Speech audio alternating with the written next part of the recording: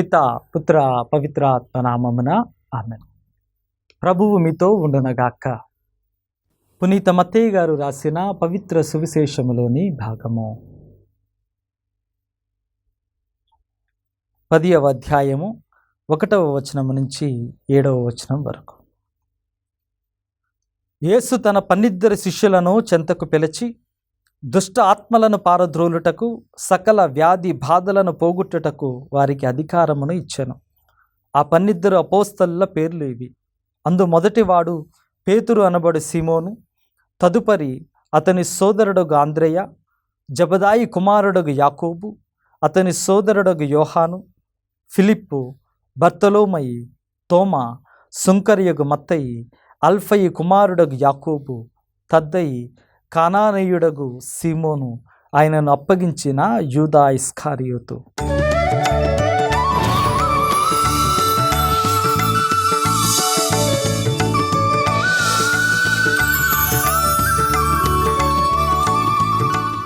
క్రీస్తునాథుని యందు ప్రేమ కలిగినటువంటి సహోదరి సహోదరులారా, ఈరోజు క్రీస్తు భగవానుడు ఈ యొక్క సువిశేష పట్టణం ద్వారా మనకిస్తూ ఉన్నటువంటి సందేశాన్ని, చేసినటువంటి కార్యాన్ని బట్టి మనం ఎటువంటి కార్యాలు చేయాలి అని మనతో మాట్లాడుతున్నటువంటి వైనాన్ని మనందరం కూడా ఆలోచించుకోవటానికి, అంగీకరించటానికి, విన్నటువంటి వాక్యాన్ని మన జీవితాలకు అన్వయించుకోవటానికి చిన్న ప్రయత్నం చేద్దాం. ఈరోజు మనం విన్నటువంటి సువిశేష పట్టణంలో యేసు ప్రభు తన 12 శిష్యులను పిలిచి వాళ్ళకు ప్రత్యేకంగా తన యొక్క సేవకు, తన యొక్క పరిచర్యకు పంపుతున్నటువంటి వైనాన్ని మనం చూస్తూ ఉంటాం. ఈ రకంగా యేసయ్య వాళ్ళందరినీ కూడా పంపుతూ వాళ్ళ మీద ఎటువంటి శక్తిని కృమ్మరించాడో, ఎటువంటి అధికారాన్ని వారికి ఇచ్చారో మనం చూస్తూ ఉంటాం. ప్రియ సహోదరి సహోదరులారా, యేసు ప్రభు ఈ యొక్క శిష్యులను ఎన్నుకున్నటువంటి విధానాన్ని మనం ఒకసారి జ్ఞాపకం చేసుకుందాం. ఆయన 12 మంది శిష్యులను ఎంచుకుంటూ ఉన్నాడు. ఆ 12 మందిని మనం జాగ్రత్తగా చూసుకుంటే ఇక్కడ 2 ప్రధానమైనటువంటి అంశాలు మనకు కనపడుతూ ఉంటాయి. ఒకటి, యేసు ప్రభు ఎంచుకున్నటువంటి అందరూ కూడా సామాన్యమైనటువంటి వాళ్ళే. ఆస్తిపాస్తులు లేవు, పలుకుబడి లేదు, సమాజంలో పెద్ద పేరు లేదు, బాగా చదువుకున్నటువంటి వాళ్ళు ఎవరూ లేరు, సామాన్యమైనటువంటి పనులు చేసుకునేటువంటి వాళ్ళే. ఈ రకంగా యేసు ప్రభు ఈ యొక్క సామాన్యమైనటువంటి వారిని పిలుస్తూ మనందరికీ కూడా ఇస్తూ ఉన్నటువంటి ఒక గొప్పనైనటువంటి కమ్మనైనటువంటి సందేశం. నా బిడ్డ, నీవు నా పరిచర్య చేయటానికి మాటల ద్వారానో చేతల ద్వారానో ఎటువంటి విధంగానైనా నా పరిచర్య చేయటానికి నీవు ఎప్పుడూ కూడా నేను అయోగ్యుడను అనేటువంటి ఆలోచన చేయవద్దు. నీ అయోగ్యతను తీసి నిన్ను యోగ్యుడిగా, యోగ్యురాలుగా మలుచుకోగలిగినటువంటి శక్తి ఉన్నటువంటి వాడను నేను. సామాన్యమైనటువంటి బ్రతుకులను కూడా అసామాన్యమైనటువంటి విధంగా వినియోగించగలిగినటువంటి వాడను నేను. కాబట్టి నాకు కావలసినది స్వచ్ఛమైనటువంటి నీ మనసు, కానీ నీ వెనక నీవు మోసుకు వస్తూ ఉన్నటువంటి అంశాలు కాదు. కాబట్టి ఎప్పుడూ కూడా నీవు ఆలోచన చేయవద్దు, దేవుని యొక్క పరిచర్య చేయటానికి నేను యోగ్యుడను కాదు అనేటువంటి తలంపు ఎప్పుడు కూడా నీవు చేయవద్దు అని యేసయ్య మనతో మాట్లాడుతూ ఉన్నాడు. ఇది ప్రత్యేకంగా ఈరోజు మనందరం కూడా జ్ఞాపకం చేసుకుందాం. సామాన్యమైనటువంటి బ్రతుకులతో, సామాన్యమైనటువంటి వ్యక్తులతో ఇంత ఘనంగా దేవుని రాజ్యాన్ని ఈ యొక్క లోకంలో ఏర్పరచగలిగాడు. ఇదే మనందరికీ కూడా గొప్పనైనటువంటి ఒక సందేశం. దేవుని ముందు నీ హృదయాన్ని, నీ జీవితాన్ని స్వచ్ఛందంగా, ఇష్టంగా నీకు నువ్వు సమర్పించుకో. నీ జీవితంతో దేవుడు ఇంకెంత ఘనమైనటువంటి కార్యాలు చేస్తాడో నీ ఊహకే వదిలివేస్తావన్నా. నీ కుటుంబంలో శాంతి సమాధానాలు కావాలా? నీ యొక్క జీవితంలో మీరందరూ కూడా ఆనందంగా దేవుని యొక్క సాక్షులుగా నిలబడేటువంటి జీవితాలు మీకు కావాలా? మీరు చేయవలసినది ఒకే ఒక్క అంశము, నేను ఏ రకంగా చేయాలి, ఏ రకంగా సాక్షిగా నిలబడాలి అనేటువంటి ఆలోచనలు నువ్వు సొంతగా చేస్తూ సతమతమవనవసరం లేదు. స్వచ్ఛందంగా నీ హృదయాన్ని దేవునికి సమర్పించుకో, ఆయనే నిన్ను వినియోగించుకుంటాడు. సామాన్యమైనటువంటి బ్రతుకులను ఆయన ఘనమైనటువంటి సాక్షులుగా ఆయన మలుచుకుంటాడు. రెండో ప్రధానమైనటువంటి అంశం మనం ధ్యానం చేయవలసింది ఏంటి అంటే, ఈ 12 మంది వ్యక్తుల సమూహం ఇది ఏ రకంగా సాధ్యమైందో నాకు ఇప్పటికీ అర్థం కాదు. మనకు నచ్చనటువంటి వాడు కళ్ళ ముందు ఉంటే ఆయన కనీసం ముఖమెత్తి చూడటానికి కూడా మనం ఇష్టపడం. అటువంటిది యేసయ్య ఈ 12 మందిని ఒక చోట ఉంటూ వాళ్ళందరూ కూడా ఒకే హృదయంతో ఒకే మనస్సుతో ఆయన వెనక నడిచేటువంటి విధంగా ఆనందంగా అందరూ కూడా ఒకళ్ళని ఒకళ్ళు అన్నదమ్ములుగా చూసుకున్నటువంటి విధానం ఎలా సాధ్యమైందో నాకు ఇప్పటికీ అర్థం కావట్లా. ఎందుకంటే ఒక చిన్న ఉదాహరణ తెలియచేస్తా. ఈ 12 మంది శిష్యులలో ఇద్దరిని నేను ఒక చిన్న ఉదాహరణగా తీసుకుంటూ ఉన్నా. మనకు బాగా అర్థం కావాలని ఈ ఉదాహరణ చెప్తున్నా. ఈ వ్యక్తులు ఎవరు అంటే, ఒకటి మత్తయి, 2 దేశభక్తుడైనటువంటి సీమోను. వీరిద్దరూ అసలు ఎలా కలిశారో నాకు ఇప్పటికీ అర్థం కాదు. ఎందుకంటే మత్తయి అనేటువంటి వాడు ఒక సుంకరి, ఇశ్రాయేలు ప్రజల జాతికి చెందినా కానీ ఇతడు కావాలని చెప్పి ఇశ్రాయేలు ప్రజలను మోసం చేస్తా, వాళ్ళని పరిపాలిస్తున్నటువంటి రోమియా ప్రభుత్వం కింద ఆయన పనులు చేస్తా, వాళ్లకు పన్నులు చెల్లించేటువంటి విధంగా ఇశ్రాయేలు ప్రజలను బలవంతం చేస్తూ ఆ యొక్క పన్నులను సైతం పక్కన పెట్టి తన సొంత లాభం కోసం అధిక పన్నులు ఇశ్రాయేలు ప్రజల మీద వేస్తూ అన్యాయం చేస్తూ వాళ్ళ దగ్గర నుంచి డబ్బులు లాగుకొని శత్రువులకు ఇస్తూ ఉన్నటువంటి వైనం ఒకళ్ళదైతే, ఏం చేసైనా కానీ నా యొక్క దేశం, నా యొక్క ప్రజలు, ఈ యొక్క ప్రజలకు ఉన్నటువంటి ఈ యొక్క గౌరవాన్ని నేను కాపాడాలి అనేటువంటి ఆలోచనతో బ్రతుకుతున్నటువంటి వాడు ఇంకొకడు. ఎలాగైనా కానీ ఈ యొక్క రోమియా సామ్రాజ్యాన్ని కుప్పకొల్చాలి అనేటువంటి ఆలోచనతో ముందుకు వెళుతున్నటువంటి వాడు ఈ యొక్క దేశభక్తుడైనటువంటి సీమోను. ఇంగ్లీషులో ఈ యొక్క సీమోను వలె ఉన్నటువంటి వాళ్ళను జెలట్స్ అని చెప్పి అంటూ ఉంటారు. ఈ యొక్క జెలట్స్ యొక్క పని ఏంటి అంటే, ఈ దేశభక్తుల యొక్క పని ఏంటి అంటే, ఎలాగైనా కానీ ఈ యొక్క ఇశ్రాయేలు ప్రజలు స్వతంత్రులుగా జీవించాలి అనేటువంటి తపనతో అడుగులు వేసేటువంటి వాళ్ళు, యుద్ధం చేయటానికైనా సిద్ధం, ప్లాన్లు వేసి సీక్రెట్గా రోమియోలను చంపటానికైనా సిద్ధం. ఏదో ఒక రకంగా రోమియోలు ఈ యొక్క రోడ్ల మీద ప్రయాణం చేస్తున్నటువంటి సమయంలో ఏదో ఒక రకంగా వాళ్ళను చంపటానికి పన్నాగాలు పన్ని వాళ్ళు అడవుల్లో బ్రతుకుతా, వాళ్ళు అవసరం దొరికినటువంటి ప్రతి సమయంలో కూడా ఇలా వచ్చి ఈ యొక్క శత్రువులను, రోమియోలను ఇబ్బంది పెట్టేటువంటి విధానంతో ఉండేటువంటి వాళ్ళే ఈ యొక్క జెలట్స్, దేశభక్తులు అని అంటూ ఉంటారు. వీళ్ళకి సుంకరులను చూస్తే బాగా కోపం.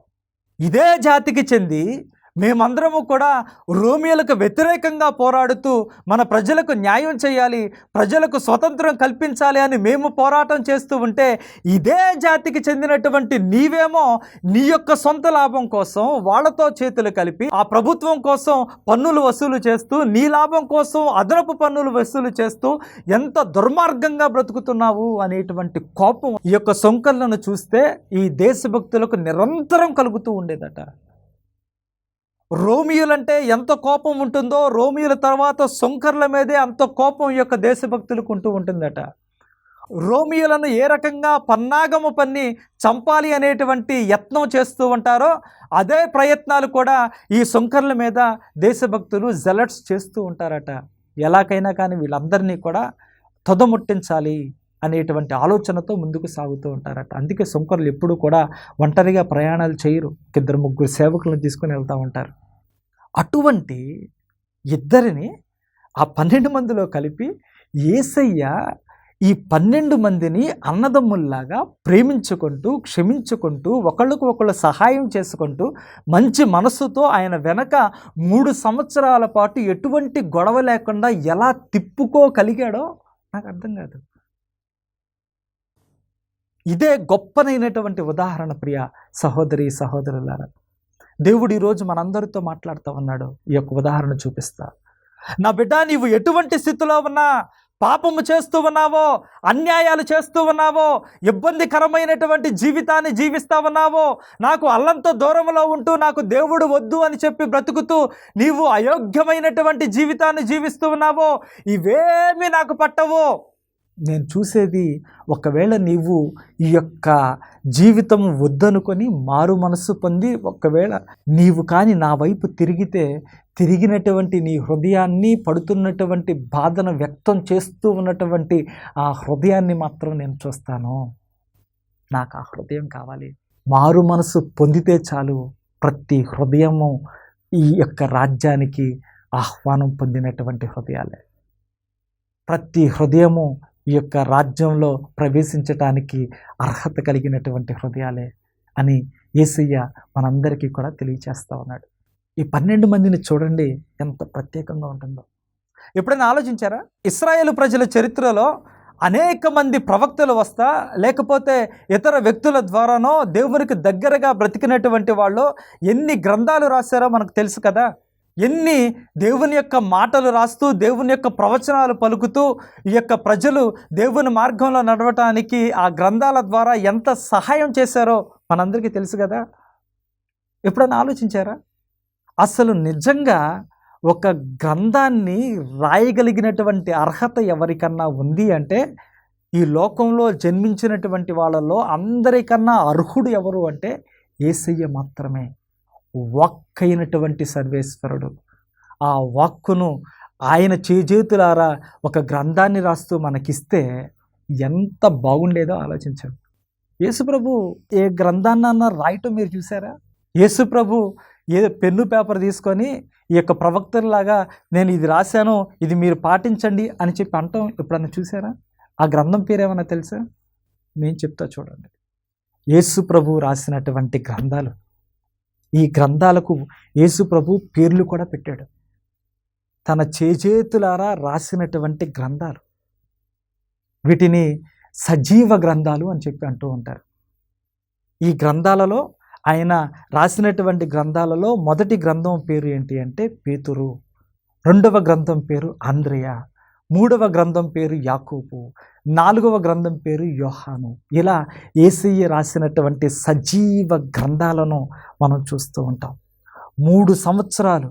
3 సంవత్సరాలు కష్టపడి ఆయన చెక్కి శిల్పాలుగా మార్చి వాళ్ళందరి మనస్సులలో దైవరాజ్య విలువలను నింపి వాళ్లకు తన యొక్క శక్తిని ధారపోస్తూ శక్తితో నింపి అధికారముతో నింపి అసామాన్యమైనటువంటి కార్యాలు చేయగలిగినటువంటి వాళ్ళగా వాళ్ళను తయారు చేస్తూ వాళ్ళను ఈ యొక్క ప్రజల చెంతకు పంపినటువంటి వైనాన్ని మనం చూస్తూ ఉంటాం. ప్రియ సహోదరి సహోదరులారా, దేవుని సజీవ గ్రంథాలు ఎంత మహత్తరమైనవి అంటే ఆ యొక్క గ్రంథాలు చదివి ఆ గ్రంథాలను చూసి ఆ గ్రంథాలను ఆదర్శంగా తీసుకొని బ్రతికినటువంటి వాళ్ళు ఇప్పటికీ 2000 సంవత్సరాల తర్వాత కూడా కోకళ్ళుగా ఉండటాన్ని మనం ఈ కాలంలో చూస్తూ ఉన్నాం.